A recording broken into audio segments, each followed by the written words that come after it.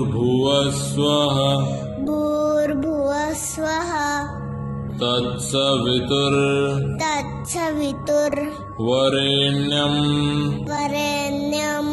भर्गो देवस्य धीमहि धियो यो नः प्रचोदयात्।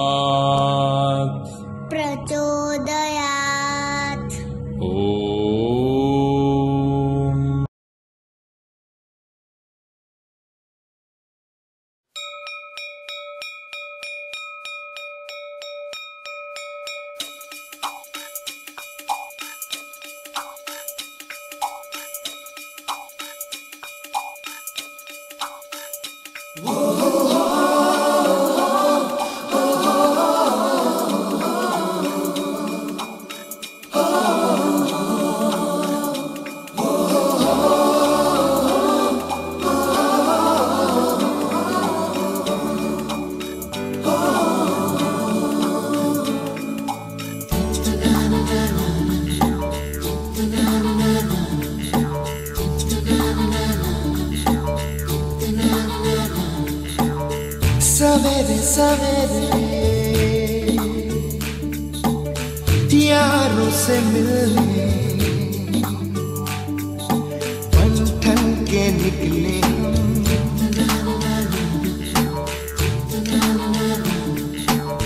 सवेरे सवेरे यारों से मिलने घर से दूर चले रोके से ना रुके हम मर्जी से चले हम बादल सा गरजे हम सावन सा बरसे हम सूरज सा चमके हम स्कूल चले हम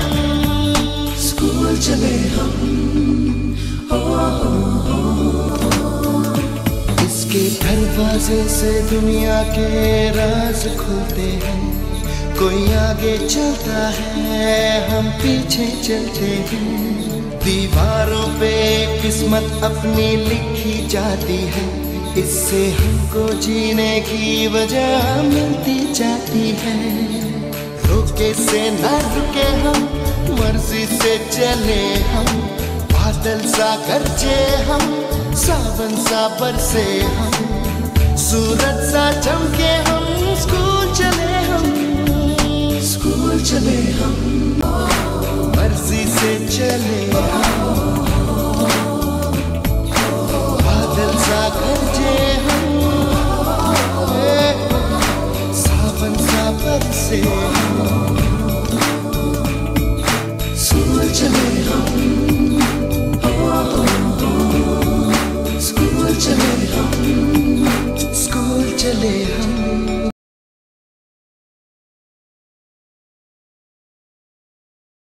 Namaskar and welcome back to your New Era Global School. I'm your charming miss and today we are going to learn EVS. Chapter number 12, Water Cycle. Forms of water. Forms of water. So there are 3 forms of water. How many? 3. Which are they? Water, ice and steam. Water, ice and steam. कौन कौन से 3 forms है? Water, ice and steam. Steam जो है वो क्या है? वो गैस फॉर्म है. जब हम पानी को उबालते हैं तब वो फॉर्म होता है. The gas that forms when water is heated is called steam और वाटर वेपर. स्टीम जो है वो उबाल जो है उसे बोलेंगे स्टीम और वाटर वेपर जो गैस के फॉर्म में होता है और जो तब फॉर्म होता है जब पानी को गर्म किया जाता है या फिर उबाला जाता है. Steam is a form of water. Steam जो है वो फॉर्म ऑफ वाटर है. वाटर जो है वो स्टीम में चेंज होता है ऑन हीटिंग. वाटर जो है वो स्टीम में चेंज होता है by the process called heating. और फिर जब हम एक कूल प्लेट को वो हॉट वाटर के पैन के ऊपर रख दे, तब छोटे छोटे ऐसे टाइनी ड्रॉपलेट्स फॉर्म हो जाते हैं। वो क्यों फॉर्म होते हैं? क्योंकि वो जो स्टीम है वो कूल प्लेट के कांटेक्ट में आके स्टीम जो है वो चेंज होता है back into water, and that process is called cooling. Water vapour या तो स्टीम जो है वो कूल प्लेट के कांटेक्ट में आके एकदम कूल हो जाता है और it changes back into water, and that process is called cooling. Okay, heating में वाटर जो है वो स्टीम में चेंज होता है, that process is called heating. फिर कूलिंग क्या है? स्टीम जो है वो वाटर में चेंज होता है back again, is called cooling. Next, अब जब हम पानी को आइस ट्रे में पोर करेंगे, फ्रीजर में रखेंगे थोड़ी देर के लिए, तो वो हार्ड सब्सटेंस हो जाएगा, उसे बोलेंगे आइस। आइस जो है वो दूसरा फॉर्म है पानी का। Okay, water changes into ice on cooling bye a process called freezing.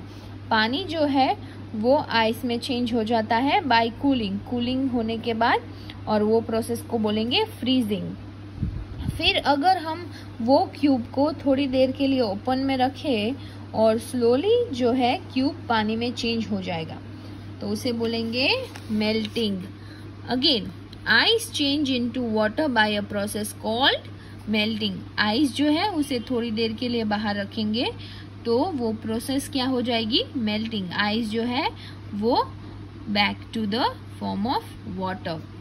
Water to steam by heating, steam back to water by cooling, water changes into ice by process called freezing, ice change into water back by the process called melting.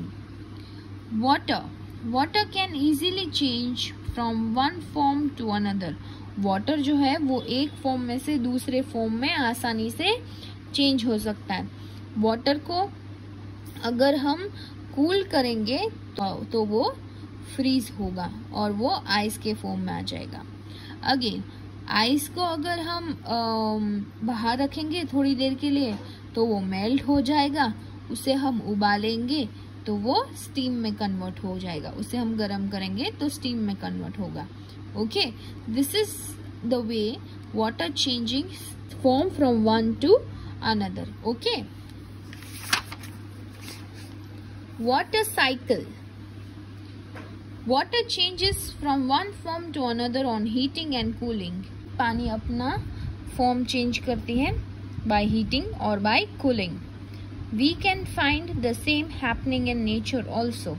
जैसे हम regularly ice, steam and water देख सकते हैं, वैसे ही nature में भी water जो है वो अपना फॉर्म चेंज करता रहता है। Water in the ponds, lakes, rivers and other water bodies is heated by the sun. यानी कि वाटर बॉडी में जो पानी है, जैसे कि pond, lakes, rivers and other water bodies, उसका जो पानी है वो सनलाइट की वजह से हीटेड होता है, right? It gets heated by the sunlight. As the result, फिर जब पानी को गर्म किया जाता है तो क्या होता है? Water changes into water vapour. फिर water vapour rises up into sky and cools down and change into water droplets. Water को कूल किया जाता है तो क्या होता है?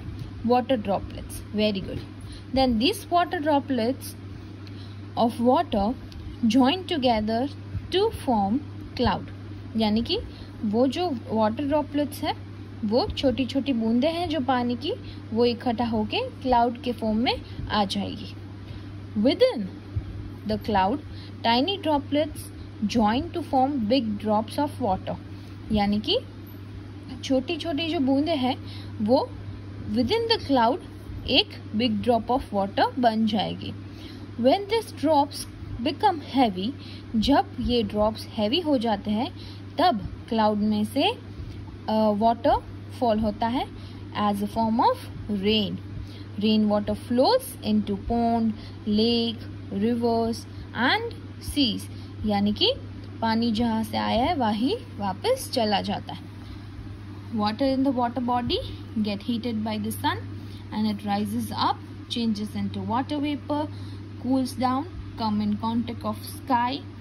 Tiny water drops form together and join in to form a cloud. Cloud goes heavy and it starts raining. Water again goes into water body.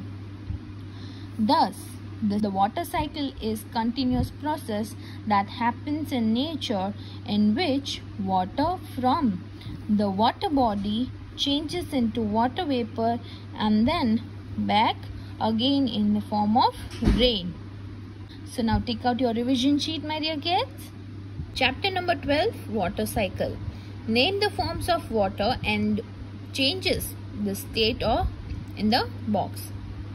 What you have to do is आपको यहाँ state of water लिखना है. Ice, water and steam or water vapor.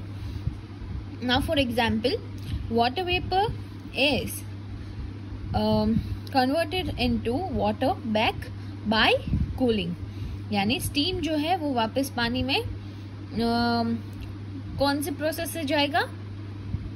Yes, by cooling.